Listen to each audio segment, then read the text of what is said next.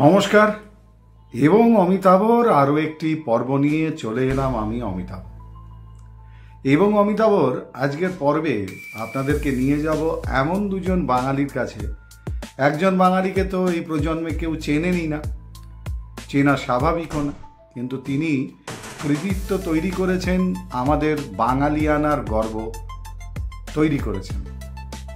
কৃতিত্ব তৈরি হয়েছে স্বাধীন ভারতবর্ষের প্রথম বাঙালি বা প্রথম ভারতীয় হিসাবে গৌরবের সেই মুহূর্তটা উপহার দিয়েছিলেন তিনি। আরেকজন সংস্কৃতির বাংলায় দাঁড়িয়ে তিনি আমাদের জীবনযাত্রার অত্যন্ত গুরুত্বপূর্ণ যে সংস্কৃতির উপাদান, যেখানে গর্জে ওঠে অভিমান, প্রতিবাদ, অবক্ষয়ের বিরুদ্ধে, যেখানে নতুন করে হাতিয়ারে শান দেয় কিছু মানুষ, রাস্তায় পথে ঘাটে বিদ্রোহ ঘোষণা করে তাদের মনের উগরে দেয়া সেই সত্তাগুলোকে জোট বেঁধে তারা তৈরি করে মঞ্চের উপরে এক নতুন প্রতিবাদের ভাষা। সেখানেই অগণিত মানুষের মধ্যে তিনি ছিলেন অন্যতম। সবার প্রথমে বলবো যে ভারতের স্বাধীনতার পর গৌরবের এক অংশবিশেষ তিনি, যাকে আমরা ইতিমধ্যেই ভুলে গিয়েছি। যার কথা বলছি তিনি একজন বাঙালি। সেই বাঙালির হাত ধরে এসছিল ভারতবর্ষের প্রথম অলিম্পিকের পদক। এই ইতিহাসটা হয়তো আপনাদের অনেকেরই জানা নেই। তাহলে চলুন সেই ব্যক্তিকে জেনে নেই, সেই বাঙালিকে যাকে আমরা মনে রাখি। উন্নততর শিল্প শিক্ষার জন্য বহুদিন তিনি ছিলেন বিদেশে।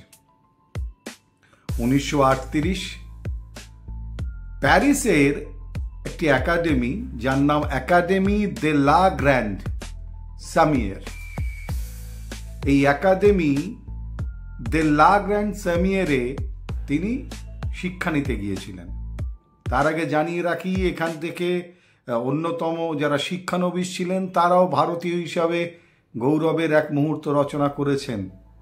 তার মধ্যে যেমন কৃষ্ণা রেড্ডি রয়েছেন, তার মধ্যে যেমন অমৃতা শেরগিল রয়েছেন।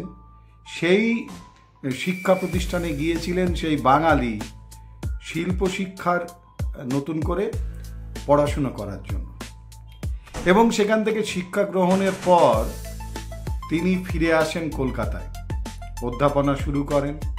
প্রথমে কলকাতা বিশ্ববিদ্যালয়, তারপরে দিল্লি পলিটেকনিকে অধ্যাপক হিসাবে তিনি কর্মজীবনে প্রবেশ করেন।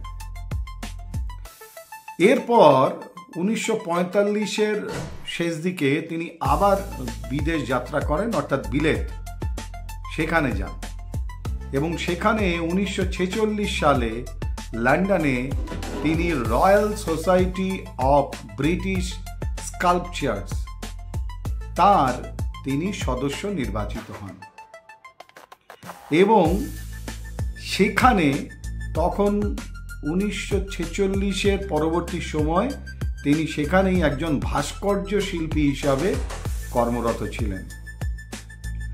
আর সেখানে 1948 সালে অনুষ্ঠিত হয়েছিল সামার অলিম্পিক।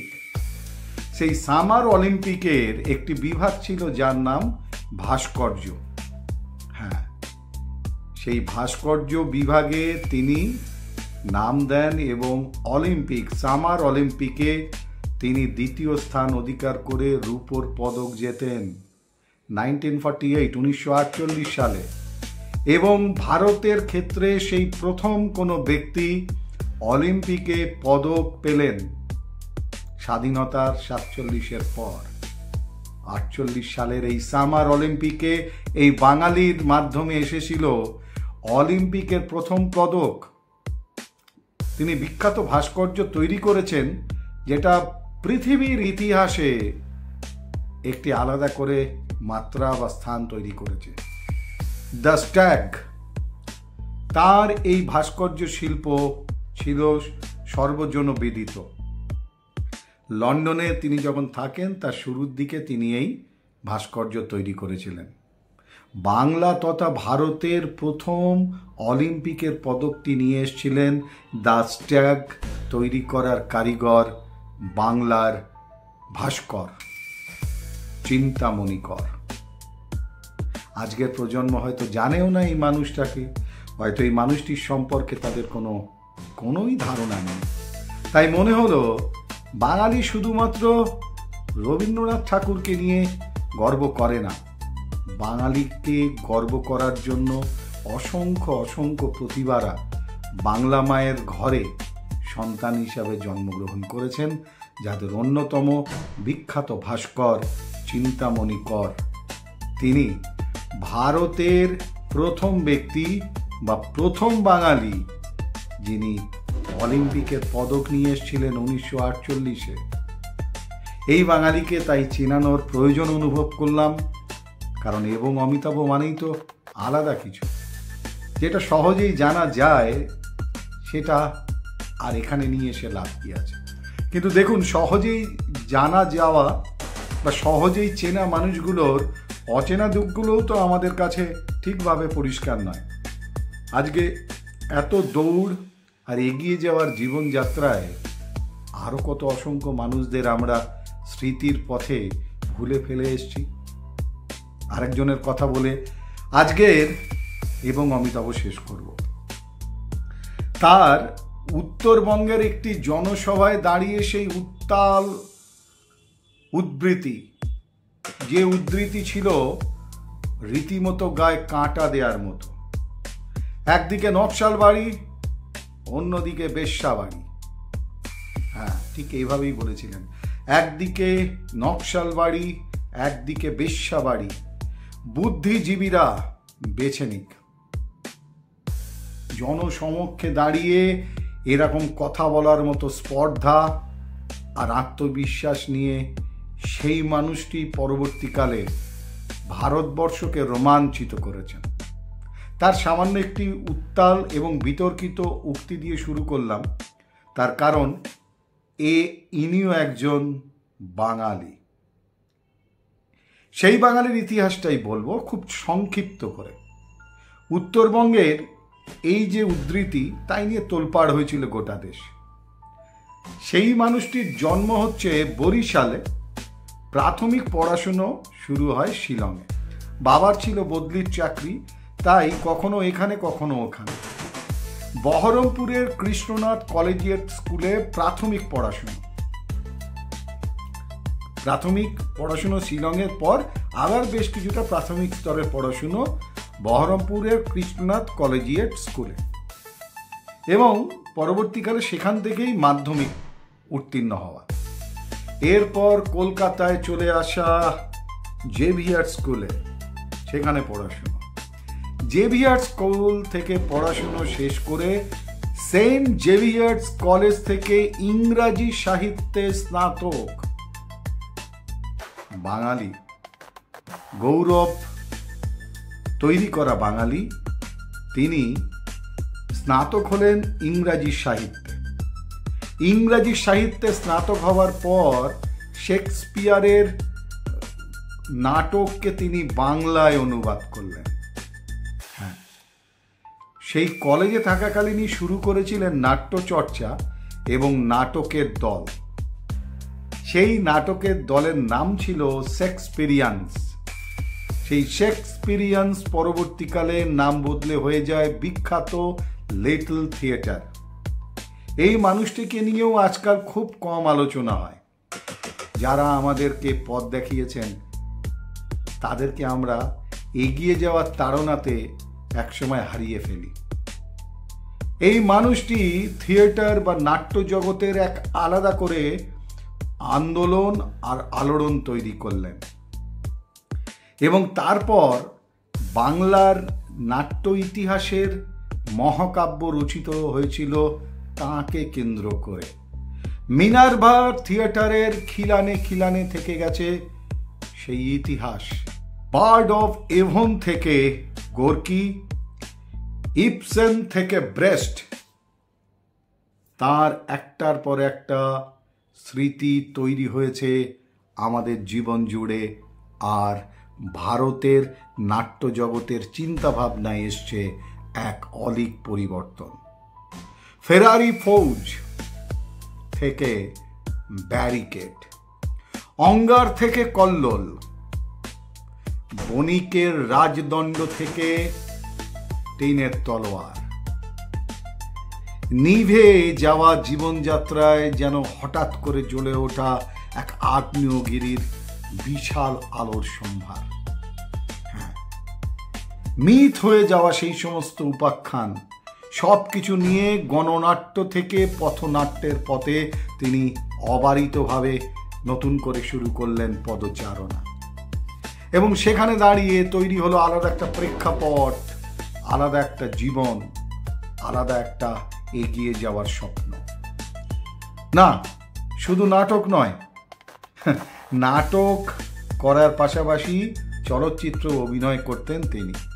বলতেন, নাটকটা করি মনের খিদের থেকে নিজের দায়ে, আর সিনেমা করি পেটের দায়ে। মধু বসুর নাটক দিয়ে তার নাট্য জীবনের শুরু হওয়া পথ চলায় কখনো তিনি পদ্মা নদীর হোসেন মিয়া, কখনো তিনি জন অরণ্যের বিশুদা, আগন্তুকের মনমোহন মিত্র, কখনো তিনি মগনলাল মেঘরাজের মতো চরিত্র, কখনো তিনি মগনলাল মেঘরাজ থেকে হীরক রাজা, কখনো তিনি সত্যজিৎ থেকে ঋষিকেশ, কখনো মৃণাল সেন থেকে তপন সিনহা, তপন সিনহা হয়ে গৌতম ঘোষে পৌঁছে যাওয়া। 1965 সালে দেশদ্রোহের কারণে তাকে গ্রেপ্তার করা হয়, দমিয়ে রাখা যায়। 1967-তে তিনি আবার গ্রেপ্তার হন রাষ্ট্রদ্রোহের অপরাধে মুম্বাইতে। মজার ব্যাপার কি জানেন? যে রাষ্ট্রদ্রোহিতার জন্য তাকে গ্রেপ্তার করা হয়েছিল বারবার, সেই রাষ্ট্র তাকে জাতীয় এবং রাষ্ট্রপতি পুরস্কারে সম্মানিত করেছিল। হ্যাঁ, সেই রাষ্ট্রই তাকে ভরিয়েছে নানান উপহারে। তার স্কুল শিক্ষক বলতেন, তিনি একজন অতি মানব, যিনি 6 বছরে শেক্সপিয়ারের নাটক কণ্ঠস্থ গড়গড় করে বলে দিতে পারতেন।